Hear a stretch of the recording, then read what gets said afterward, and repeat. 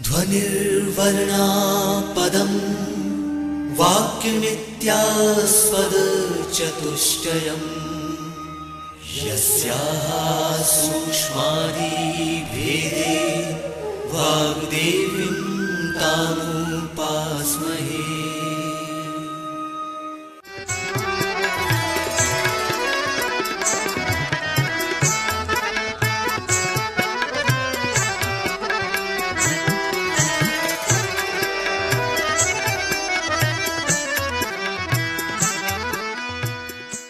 मध्य प्रदेश भोज मुक्त विश्वविद्यालय का इलेक्ट्रॉनिक माध्यम निर्माण और शोध केंद्र EMPRC प्रस्तुत करता है समाजशास्त्र विषय पर आधारित ध्वनि कार्यक्रम समाजीकरण की प्रक्रिया।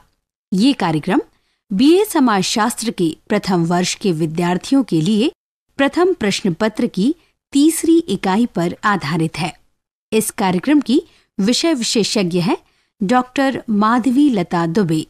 कार्यक्रम का ध्वनि मुद्रण, संपादन और प्रस्तुतिकरण किया है अमर बहादुर यादव ने। तो श्रोताओं, आइए सुनते हैं ध्वनि कार्यक्रम समाजीकरण की प्रक्रिया।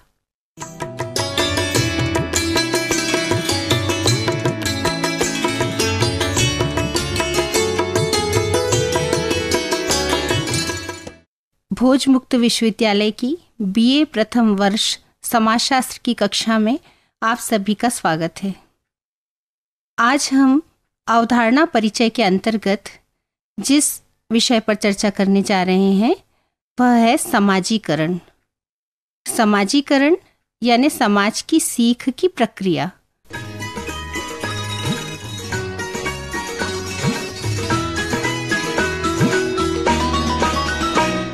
विद्यार्थियों, अवधारणा को समझने के पहले मैं आपसे यह बताना चाहूँगी कि पिछले अध्याय में हमने संस्कृति की अवधारणा को समझा था।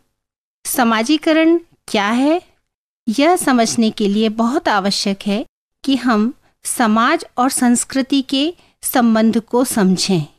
पिछले व्याख्यान में आपने समझा था कि संस्कृति समाज में रहते हुए व्यक्तियों की जीवन शैली, जीने का ढंग, समाज स्वीकृत तरीका है और यह निरंतर हस्तांतरित होता है। अब हम आज यह जानना चाहेंगे कि समाज की यह सीख यानी संस्कृति के निर्धारित तरीके व्यक्ति कैसे सीखता है, समाजीकरण की प्रक्रिया क्या है, समाजीकरण समाज में क्यों जरूरी है, कौन सी प्रेरणाएं हैं जो समाजीकरण की प्रक्रिया को आगे बढ़ाती हैं, समाजीकरण की प्रक्रिया के कितने स्तर हैं, क्या समाज की यह सीख जीवन भर चलती है, कौन कौन से साधन हैं जो इस प्रक्रिया में सहायक होते हैं, वगैरह वगैरह। इस पूरी अवधारणा के पहले आप अपने चारों ओर और स्वयं अपने जीवन के अनुभवों में इस बात पर विचार करिए, क्या मनुष्य समाज और पशु समाज भिन्न है? मनुष्यों में जो आदत है भाषा ग्रहण करने की, अनुकरण करने की, रीति रिवाज परंपराओं को अपनाने की, दौड़ने की, चलने की और जीवन में इस्तेमाल करने वाली विविध तरह की जो गतिविधियां हैं उनको संचालित करने का तरीका कहाँ से सीखा गया और क्यों मनुष्य इन तरीकों को सीख पाया? निश्चित तौर पर इन सारे प्रश्नों का जवाब हमें समाजीकरण क्या है इस पर चर्चा करने के दौरान प्राप्त हो जाएगा। विद्यार्थियों, जब बच्चा जन्म लेता है उस समय वह पूर्ण रूप से एक जैविक प्राणी होता है। जैविक प्राणी से सामाजिक प्राणी बनने की जो प्रक्रिया है दरअसल वही समाजीकरण है।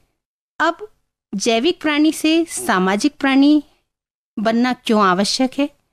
समाज जिस तरीके से हमें दिख रहा है एक रूप, वह कैसे बना? यह इसलिए संभव हो पाया क्योंकि सीख की प्रक्रिया के दौरान हर एक व्यक्ति यह सीख ग्रहण करने का प्रयास करता है कि वह सामाजिक कार्य करने के योग्य बन जाए, अर्थात अपनी भूमिकाओं को किस तरह निभाए कि समाज में एकरूपता आ जाए उसकी आवश्यकताएं पूरी हो जाएं और उसके किसी भी तरह से लक्ष्य प्राप्ति में व्यवधान ना हो। इन सब को करने के लिए यह अति आवश्यक होता है कि वह समाज के नियमों को सीखे। तो इस तरह समाजशास्त्रियों ने जिस प्रक्रिया का जिक्र किया है कि हम कैसे सामाजिक प्राणी बनते हैं, उसे हम समाजीकरण कहते हैं। जॉनसन ने अपनी पुस्तक सोशियोलॉजी ए सिस्टमेटिक इंट्रोडक्शन में यह बताने का प्रयास किया है कि समाजीकरण एक तरह का सीखना है जो सीखने वाले को सामाजिक कार्य करने के योग्य बनाता है। अब देखिए, ये जो प्रक्रिया है कि हम समाज में रह के कैसे सामाजिक कार्य करना सीखें, यह क्यों जरूरी होगा? अगर ऐसा नहीं होगा तो व्यक्ति सामाजिक अपने अस्तित्व को, आत्म को, व्यक्तित्व के विकास को करने में असफल हो जाएगा। उसकी ज़रूरतें पूरी नहीं हो पाएंगी, समाज का विकास नहीं हो सकता और समाज में जो नियंत्रण की एक प्रक्रिया है, एक प्रविधि है जिससे कि पूरा समाज एक तरीके से रह पाता है, यह तो संभव हो ही नहीं सकता। यदि हम सीख की प्रक्रिया में वही सीखते हैं जो समाज में निर्धारित लक्ष्य हैं, निर्धारित मानदंड हैं, तो सभी व्यक्ति जब उनका अनुकरण करते हैं तो समाज में निरंतरता से एक रूपता आ जाती है। इस तारतम्य में व्यक्ति की न केवल आकांक्षाएं पूरी हो सकती हैं बल्कि वह समाज में समायोजन भी कर सकता है और समायोजन से उसकी दूसरी समस्याएं कम होकर समाज में एक तरह से समाज की निरंतरता बनी रहती है।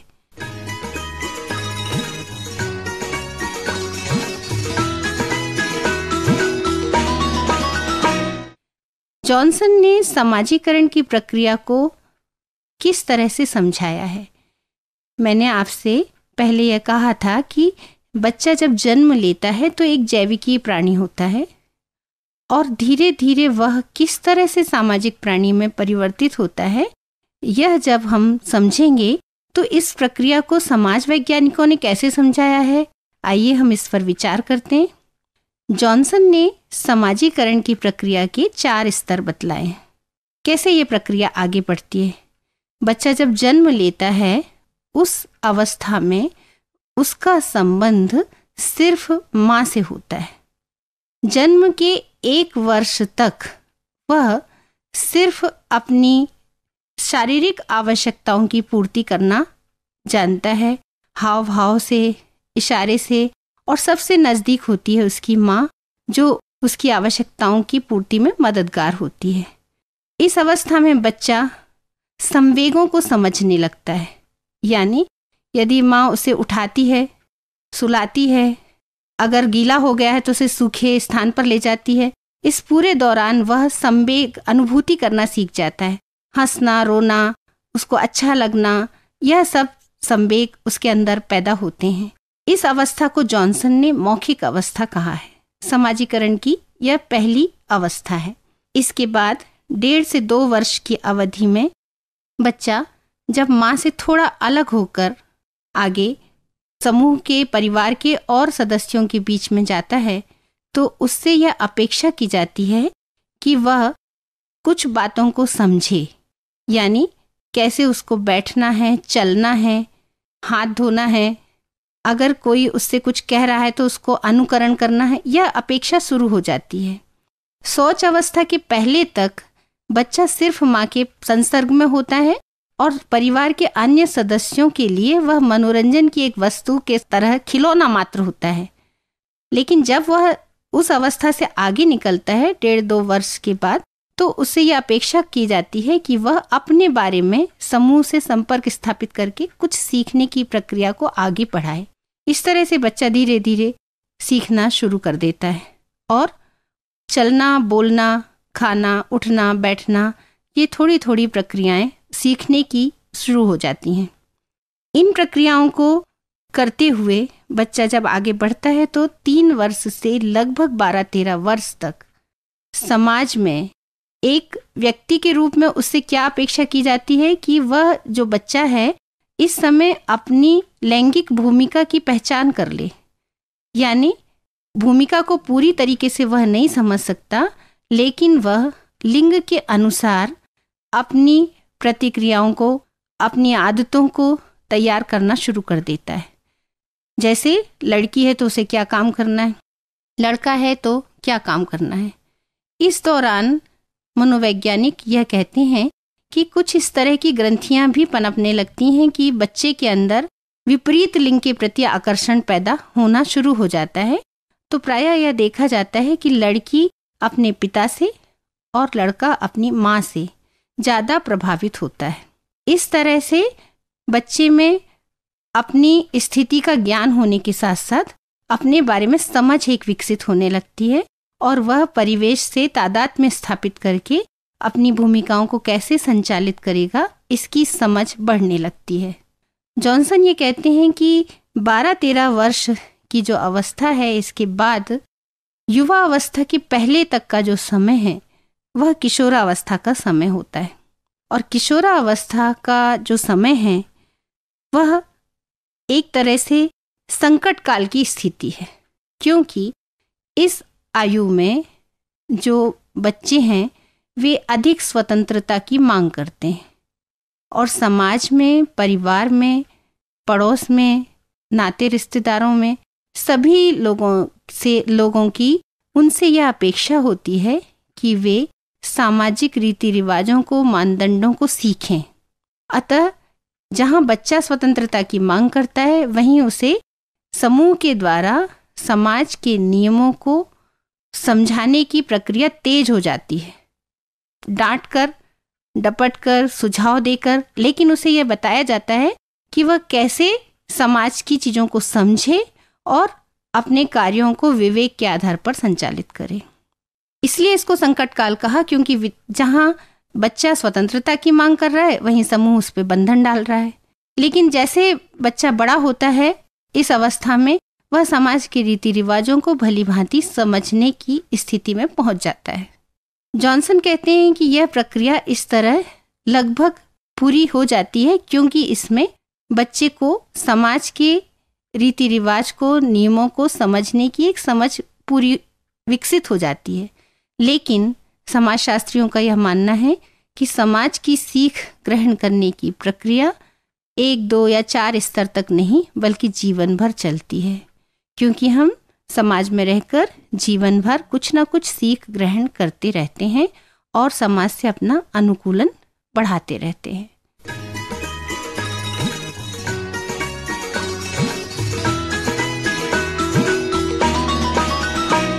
समाजीकरण की यह प्रक्रिया जिस तरीके से समाज में संचालित होती है, विद्यार्थियों, क्या आप इस चीज को समझ सकते हैं कि कौन से ऐसे संस्थाएं हैं, समूह हैं जो इस प्रक्रिया में सहायक होते हैं? तो सबसे पहले अगर हम इस बात पर विचार करते हैं कि समाजीकरण की प्रक्रिया समाज में कैसे संचालित हो रही है, कौन उसे पीछे प्रेरित कर रहा है, तो सबसे पहला जो हमारा समूह है वह है परिवार, जिसमें हम जन्म लेते हैं। परिवार को बच्चे की प्रथम पाठशाला भी कहा जाता है, क्योंकि हम परिवार में रहकर अनुकरण की प्रक्रिया सीखना शुरू करते हैं और समाज के नियमों को हम समूह में बाद में सीखेंगे। पहले हमें परिवार में बोलना, खड़े होना, बैठना, आदतें जो भी हमारी तैयार होती हैं वो परिवार से शुरू हो जाती हैं। तो परिवार समाजीकरण की प्रक्रिया का पहला महत्वपूर्ण साधन है। इसके अलावा खेल समूह, क्रीड़ा समूह जिसे कहते हैं, बच्चा जब घर से बाहर निकलकर अपने मित्रों के बीच में खेल समूह में होता है उस समय खेल भावना का विकास होता है। 2 अलग तरह के लोगों से मिलकर सहयोग की भावना कैसे पनपती है, प्रतिस्पर्धा में कैसे उसे आगे आना है, इन सब चीज़ों को वह समाज में रहकर सीख पाता है। खेल समूह के अलावा शिक्षण संस्थाएं समाजीकरण की प्रक्रिया की अच्छी संवाहक हैं, क्योंकि शिक्षण संस्था में शिक्षक विद्यार्थी का मार्गदर्शक होता है, प्रेरक होता है। पाठ्यक्रम की विषय वस्तु के अलावा मित्र और शिक्षक जो भी विद्यार्थी है, सहयोगी हैं जो शाला में, उनके बीच में बहुत कुछ सीखने मिलता है और इस तरह से समाज की सीख की प्रक्रिया आगे बढ़ती है। वर्तमान में हमारे समाज में जनसंचार के विविध साधन आ चुके हैं। ये सभी साधन हमारे ज्ञान को बढ़ाने में सहायक होते हैं। इस तरह से बहुत कुछ दृश्य श्रव्य साधनों से, जो कि जनसंचार के साधन हैं, इनसे सीखने की प्रक्रिया नए समाज में जारी है। इसके अलावा समाज में और भी बहुत सारी संस्थाएं हैं, जैसे धार्मिक संस्था, आर्थिक संस्था, राजनीतिक संस्था। ये सभी संस्थाएं व्यक्ति के व्यक्तित्व के निर्माण में सहायक होती हैं और समाज की सीख को अलग अलग तरीके से पूरा करने में, सिखाने में मददगार होती हैं। जैसे जो धार्मिक संस्थाएं हैं, उनसे सत्य, त्याग, संयम, नैतिकता, इन सारे मूल्यों को सीखा जाता है। जो आर्थिक संस्थाएं हैं, इनसे प्रतिस्पर्धा, लाभ, हानि, इन सब चीज़ों के बारे में विवेक और समझ पैदा होती है।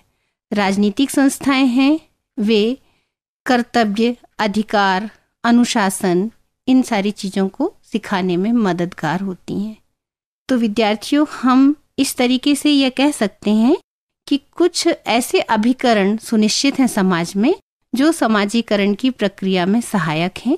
जैसे अभी हमने सीखा, परिवार, खेल समूह, शिक्षण संस्थाएं, जनसंचार के साधन और विभिन्न संस्थाएं जैसे धार्मिक संस्था, आर्थिक संस्था, राजनीतिक संस्था इत्यादि।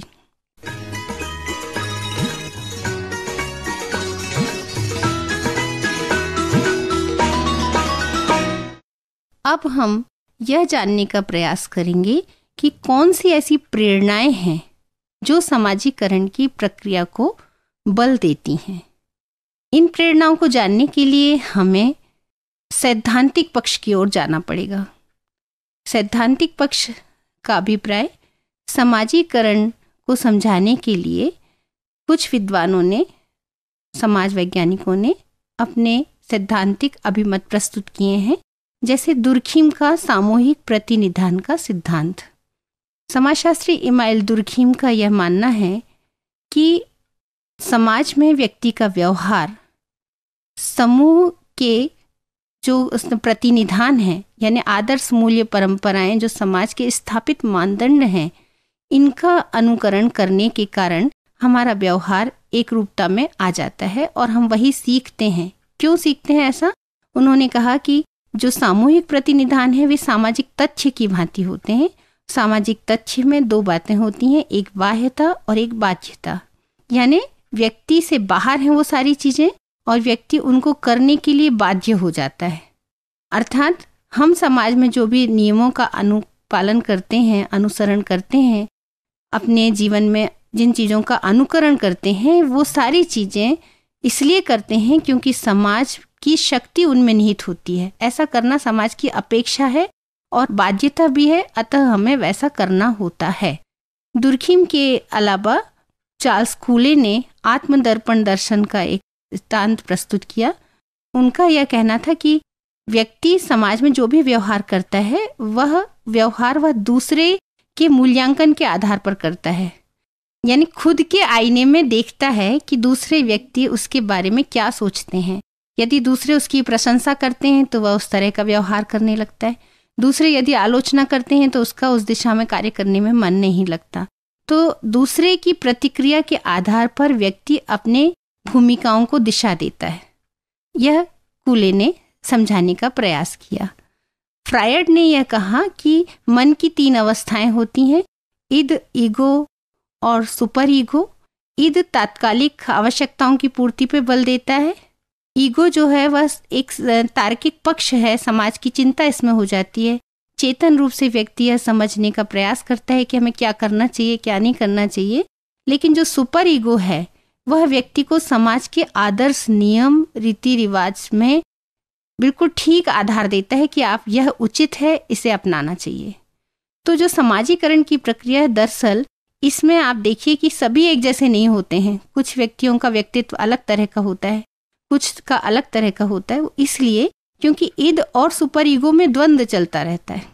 जो तात्कालिक आवश्यकताओं को पूरा करते हैं उनका व्यक्तित्व अलग तरह का होता है, और जो समाज के नीति नियमों को आत्मसात करके अपनी भूमिकाओं को निभाते हैं उनका व्यक्तित्व अलग तरह का होता है।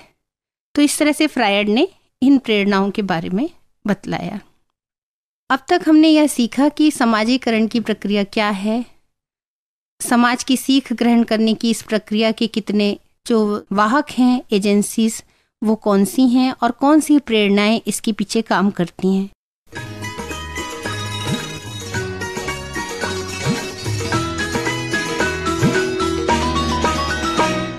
अब हम यह भी जानना चाहेंगे कि समाजीकरण समाज की सीख ग्रहण करने की प्रक्रिया है, तो क्या इसकी कुछ सीमाएं हैं? क्या वास्तव में अगर समाजीकरण नहीं होता है तो क्या कुछ ऐसे पक्ष देखने में आए हैं जिनसे यह समझ में आ जाए कि समाजीकरण समाज की अनिवार्यता है? तो विद्यार्थियों, कुछ उदाहरण ऐसे मिले हैं, उनमें कमला, कास्पर हाउजर, कुछ ऐसे नाम हैं बच्चों के जो जंगल में मिले और भेड़िए की मान में इनको पाया गया, और जब इनके व्यक्तित्व के बारे में देखा तो ये जानवरों की तरह गुर्राते थे, चलते थे, इनके अंदर किसी भी तरह का विकास नहीं हुआ। ये उदाहरण इस बात का द्योतक है कि अगर मनुष्य समाज में होगा तो वह अनुकरण से समाज की सीख ग्रहण कर पाएगा, अन्यथा वह सामाजिक प्राणी बनने में सफल नहीं हो पाएगा।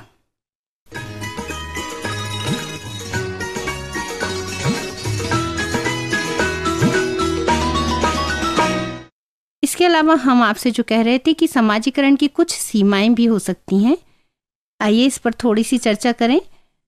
पहली बात तो यह है कि अनुकरण की प्रक्रिया से हम समाज की सीख को दिशा देते हैं।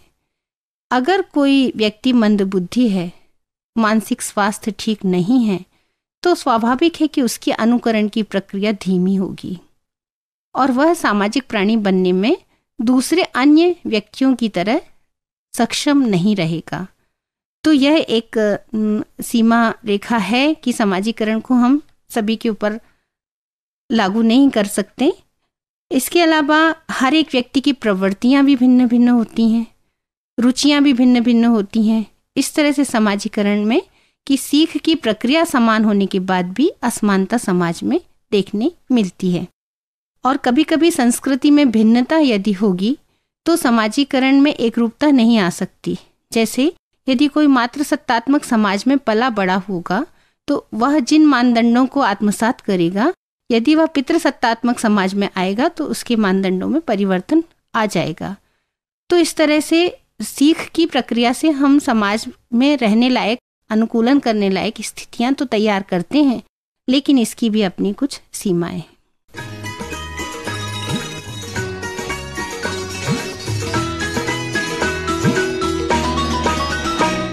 विद्यार्थियों, अब तक के व्याख्यान में हमने यह सीखा कि समाजीकरण की जो प्रक्रिया है यह समाज में रहने के योग्य बनाने में किस तरह से काम करती है, कैसे यह प्रक्रिया आगे बढ़ती है। यहाँ हम आपको बताना चाहेंगे कि व्यक्तित्व का विकास और स्वयं की जो पहचान है वह समाजीकरण के बिना संभव नहीं है।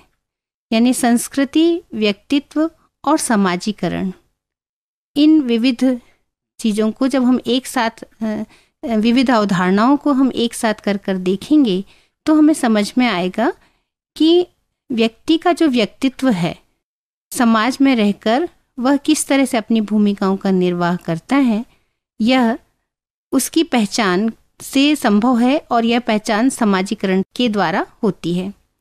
तो इस तरह से संस्कृति से समाजीकरण का सीधा संबंध है। व्यक्ति के अंदर वे क्षमताएं और आदतें विकसित हो जाती हैं जो उसे समाज में रहने के लिए अनिवार्य होती हैं। चूंकि संस्कृति हस्तांतरित होती है, इसलिए समाजीकरण में सीखी जाने वाली हर चीज को हम आत्मसात करते जाते हैं और यही कारण है कि समाज में एकरूपता बनी रहती है।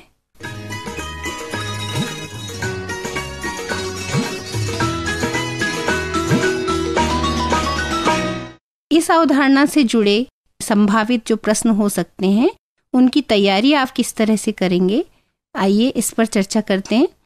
समाजीकरण की प्रक्रिया क्या है, इससे जुड़े तीनों तरह के प्रश्न पूछे जा सकते हैं। वस्तुनिष्ठ प्रश्न, लघु उत्तरीय प्रश्न और दीर्घ उत्तरीय प्रश्न। वस्तुनिष्ठ प्रश्न में जैसे आपसे पूछा जा सकता है कि समाजीकरण की प्रक्रिया समाज की सीख ग्रहण करने की प्रक्रिया है जो सीखने वाले को सामाजिक कार्य करने के योग्य बनाती है। यह किसने कहा?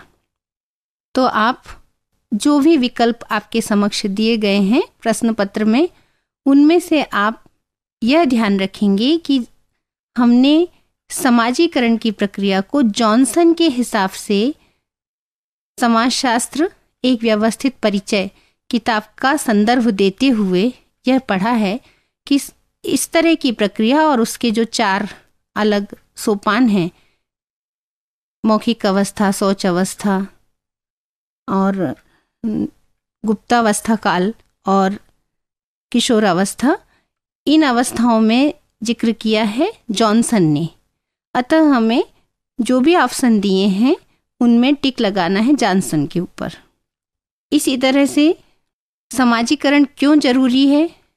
यदि 4 ऑप्शन हैं आपके पास तो उनमें से व्यक्तित्व का विकास, सामाजिक विकास, सामाजिक नियंत्रण और उक्त सभी यदि पूछा है तो आपको टिक लगाना है उक्त सभी में, क्योंकि व्याख्यान के दौरान हमने समझा कि समाजीकरण की प्रक्रिया से व्यक्तित्व का विकास भी संभव होता है, इसलिए सामाजिक विकास में व्यवधान नहीं आता है और समाज में एकरूपता नियंत्रण की विधि काम कर पाती है।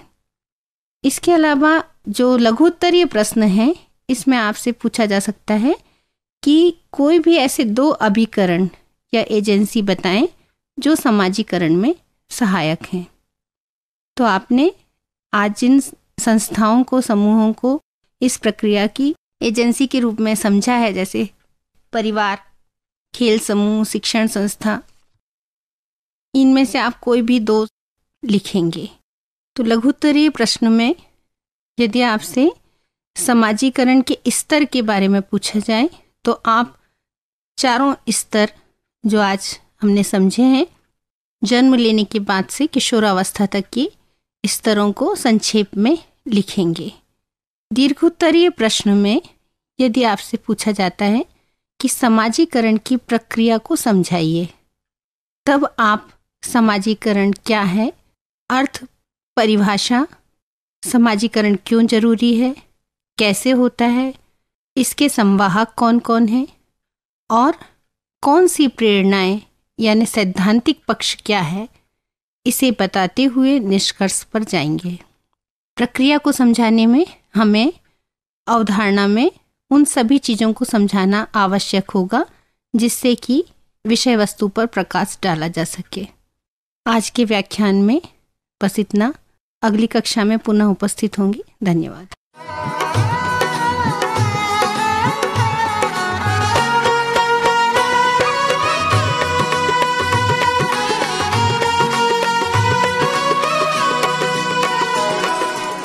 अभी आप सुन रहे थे समाजशास्त्र विषय पर आधारित ध्वनि कार्यक्रम समाजीकरण की प्रक्रिया।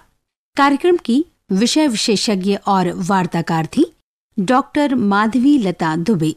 निवेदिका थी पूर्वा शर्मा। इस कार्यक्रम का ध्वनि मुद्रण, संपादन और प्रस्तुतिकरण किया अमर बहादुर यादव ने। ये कार्यक्रम मध्य प्रदेश भोज मुक्त विश्वविद्यालय के इलेक्ट्रॉनिक माध्यम निर्माण और शोध केंद्र EMPRC द्वारा प्रस्तुत किया गया।